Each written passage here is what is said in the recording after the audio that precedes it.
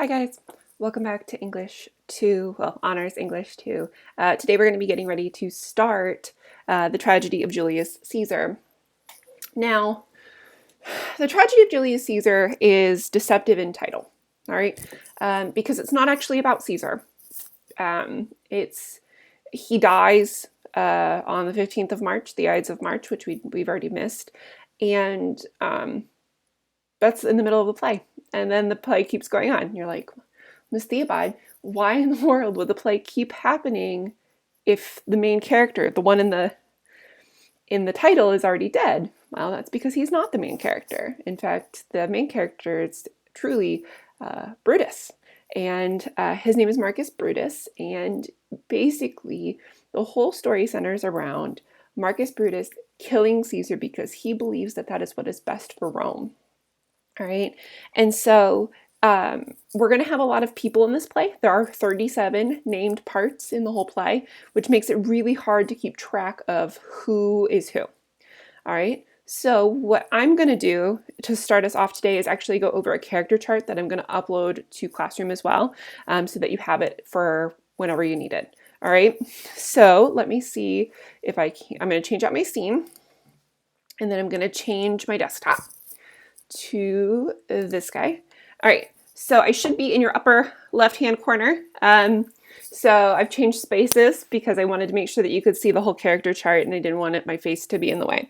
All right, so what we're going to look at really quick is just kind of everyone. Now, the whole thing stems around Julius Caesar because ultimately killing Caesar in the minds of this conspiracy over here, and that's what this red section is this is the conspiracy. All right,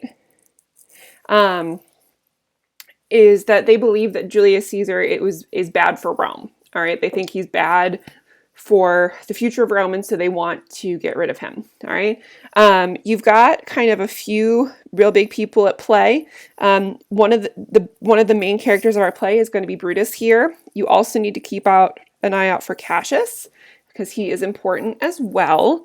And then you've got Portia, who is his wife, who is Brutus's wife.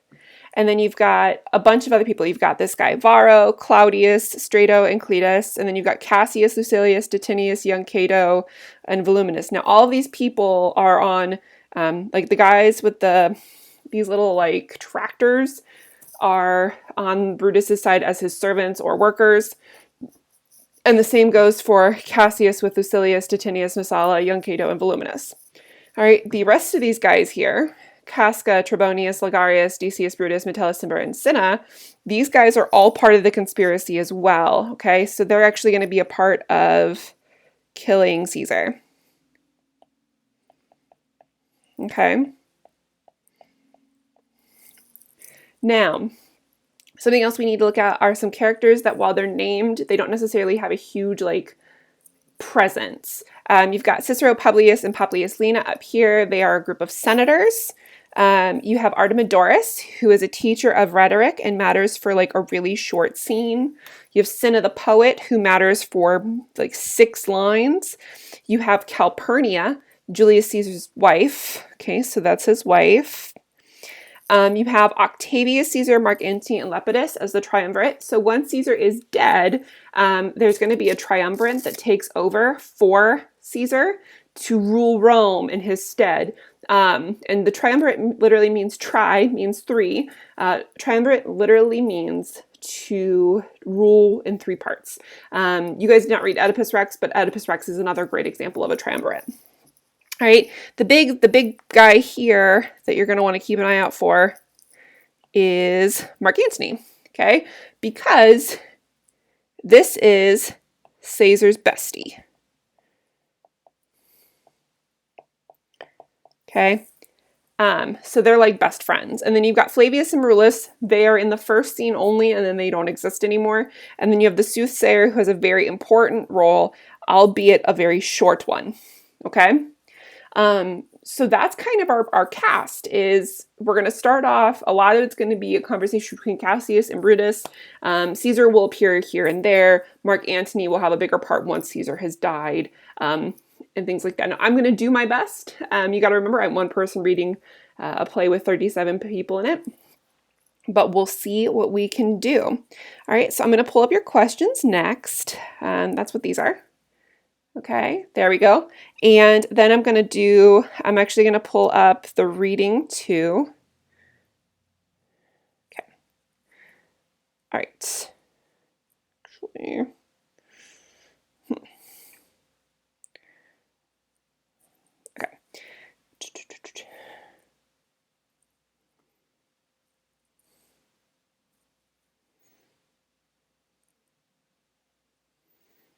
I'll try to keep them on this left-hand side here. So here's all the people again, but we're not going to use them. All right, and then you'll see that I have written quite a bit on my own version of the play. We're literally just going to read this first scene today. So this is Act 1, Scene 1, A Street in Rome. We're going to be answering these 3 questions here on this right-hand side today. So just kind of keep an eye out for that.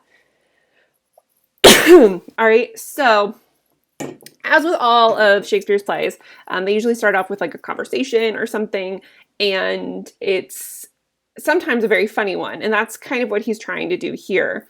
So Flavius and Marullus enter, and then a carpenter and a cobbler. So this is the conversation between Flavius and Marullus, and then a carpenter and a cobbler and like a group of friends, okay, like their posse. All right, so Flavius says, hence home you out of creatures get you home. Is this a holiday? What know you not, being mechanical, not walk upon a laboring day without the sign of your profession? Speak what trade thou art. So Flavius here is very upset with the people that he's run into on the streets, because he's like, what are you doing? Why are you celebrating? You shouldn't be celebrating. Today is a day of work. Where's your stuff? Like, why aren't you working? And we're going to find out really quickly why he is upset, but we'll get there. And the carpenter says, he's like, so, and then he asks him, like, what do you do for a living? And the carpenter says, why, sir, I am a carpenter. And then Marullus is like, well, then where's your stuff? Where's your leather apron and their rule? What dost thou with thy best apparel on? You, sir, what trade are you? So he then turns his attention to the cobbler, and he says, truly, sir, in respect of a fine workman, I am, as you would say, a cobbler. Okay, and a cobbler is a mender of shoes. And Marullus says, but what trade art thou? Answer me directly. So he's like, so this cobbler, he kind of roundaboutly says he's like, I'm kind of like a cobbler. And he's like, yeah, but what? And then Marullus is like, but really though, what trade are you? All right. And then a cobbler's like, well, a trade, sir, that I hope I may use with safe conscience, which is indeed, sir, a mender of bad souls. And that's supposed to be a pun. He is a mender of bad souls, both physically souls and then the soles of your shoes. And Flavius says, what trade thou, knave, thou naughty knave, what trade? And it's like, the cobbler's kind of joking that he might be like a priest or he might be a cobbler. Like, Flavius is getting really upset here, and we're not super sure why. But he seems to be very upset that this guy won't just answer his question. And then the cobbler says, nay, I beseech you, sir, be not out with me. Yet if you be out, sir, I commend you. So the cobbler's like, don't be upset with me, but if you're upset, I can fix you. Because he's a cobbler and he fixes bad souls, and he's saying this guy's got a bad soul. And Marullus, what meanst by thou? Mend me, thou saucy fellow. And then cobbler's like, why, sir, cobble you? And he's like, beat you up. And then Flavius says, thou art a cobbler, art thou? And truly, sir, and he says, truly, sir, all that I live by is with thee all, which is a tool that is used in cobbling shoes. And he says, I meddle with no tradesman's matter, nor women's matters, but with all I am indeed, sir, a surgeon to old shoes. Why, when they are in great danger, I recover them, as proper men as ever trod upon neat's leather have gone upon my handiwork. He's like, I fix shoes. He's like, I don't dabble in tradesmen's matters or ladies, but he's like, at the end of the day, I fix shoes and my work's good. And Flavius says, but why are you not in your shop today? But wherefore art thou in thy shop today? And why dost thou lead these men in the streets? And the cobbler says, sir, truly, sir, to wear out their shoes to get myself into more work. Once again, he's playing this for laughs. He says, but indeed, sir, we make a holiday to see great Caesar and rejoice in his triumph. So Caesar has gone out to defeat Pompey, who is a general who would have also been part of Rome, and he's supposed to be coming home today. And so the people have gathered to welcome him back to Rome. And Marullus says, wherefore rejoice? What conquest brings he home? What tributaries follow him to Rome? So Marullus is upset once he finds out why they're out. He's like, I don't really understand. He's like, why are you out? This guy's like, to welcome Caesar home. And he's like, then why are you rejoicing? What brings he home? What tributaries follow him to Rome to graze in captive bonds? His chariot wheels, you blocks, you stones, you worse and senseless things. He's calling them idiots. He's like, why? You're dumb. He says, oh heart, you hard hearts, you cruel men of Rome, knew you not Pompey? And so Marullus is going to get into this, and he's going to call them out and basically say that they're hypocrites. He says, knew you not Pompey, okay? Many a time and oft you have climbed with the walls and battlements to towers and windows, yea, to chimney tops, your infants in your arms, and there have sat the livelong day with patient expectation to see great Pompey pass the streets of Rome.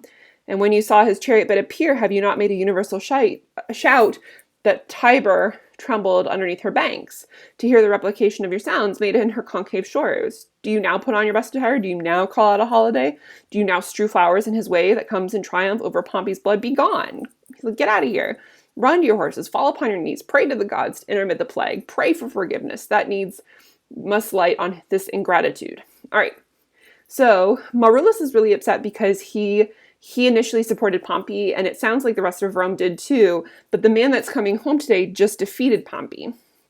All right. And so they're like, you're a hypocrite. And I kind of make note of that on this prior page. He's like, you used to act like this just for Pompey, and now you act the same way for the man that just defeated Pompey. Like, I don't understand. All right. And so for some reason, Flavius and Marullus do not like Caesar. And we'll get to that. But Flavius says, go, good countrymen, and for this fall assemble all the poor men of your sort. Draw them to the Tiber banks and weep your tears into the channel to the lowest stream, and do kiss the most exalted shores. All the commoners exit. And Flavius says, see where their baseless metal be not moved, they vanish tongue-tied in their guiltiness. Go you down the ways towards the Capitol, this way towards I will. Disrobe the images if you find them decked with ceremonies. And so Flavius tells Marullus that they're going to go run around and take down all the stuff that's decorating for the celebration of Caesar's return to Rome. He's like, I'm going to go take down all these celebrations because we don't need to be celebrating Caesar. And then Marullus is like, are you sure? It's the Feast of Lupercal, which is a different holiday. He's like, are you sure we should be running around taking stuff down? I mean, it is still the Feast of Lupercal. And Flavius is like, it's no matter, let no images be hung with Caesar's trophies. All about the drive away the vulgar from the streets. The vulgar is just the people, the bad people. And so you do too where you perceive them thick. If you see a lot of people gathering on place, send them home. These growing feathers plucked from Caesar's wings. So the idea is that Caesar is flying high above the people of Rome.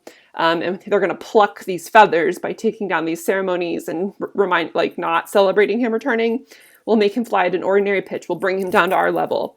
Who else would soar above the view of men? Okay. And keep us all in servile fearfulness. And so he's saying, like, who else would soar above the view of men? So Caesar thinks that he's above them. And if we don't do this, he'll think that he's above us and keep us all in servile or slave-like fearfulness of him. So as you can see, the people of Rome, specifically these two, don't particularly seem all that, in awe of Caesar. All right, so, okay, so 1, 2, and 3 can all be answered now. That'll get you guys through to start tomorrow. And then we're going to come back and do scenes 2 and 3 tomorrow. Tomorrow's a big scene between Cassius and Brutus. And then we get to meet like Caesar and Mark Antony as well. So just kind of get ready for that. If you have any questions at all, don't hesitate to reach out to me. I'm definitely here for you. All right. Have a good day.